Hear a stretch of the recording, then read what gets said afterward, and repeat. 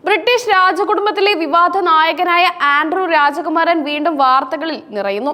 ലൈംഗിക ആരോപണ കേസുകൾ അടക്കമുള്ള വിഷയങ്ങളിൽ പൊതുസമൂഹത്തിൽ നിന്നും രാജകുടുംബത്തിൽ നിന്നും ഒറ്റപ്പെട്ട ആൻഡ്രൂവിന് ഗൾഫ് രാജ്യമായ യുണൈറ്റഡ് അറബ് എമിറേറ്റ്സിന്റെ തലസ്ഥാനമായ അബുദാബിയിൽ വൻ ആഡംബര സൗധം സമ്മാനമായി ലഭിച്ചിട്ടും അത് വേണ്ടെന്ന് വെച്ച വിൻഡ്സർ ഗ്രേറ്റ് ലോഡ്ജിൽ തന്നെ തുടരാനുള്ള തീരുമാനമാണ് ഇപ്പോൾ പുതിയ ചർച്ചകൾക്ക് വഴി തുറന്നിരിക്കുന്നത്.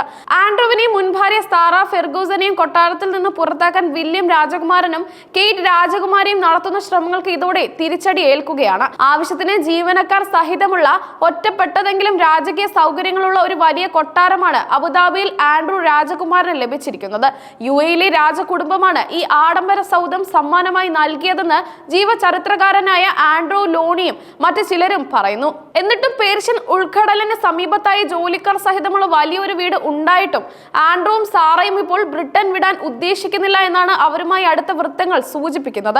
ഈ തീരുമാനം ബ്രിട്ടനിലെ രാജകുടുംബത്തിൽ വീണ്ടും വലിയ ചർച്ചാ വിഷയമായി മാറിയിരിക്കുകയാണ്.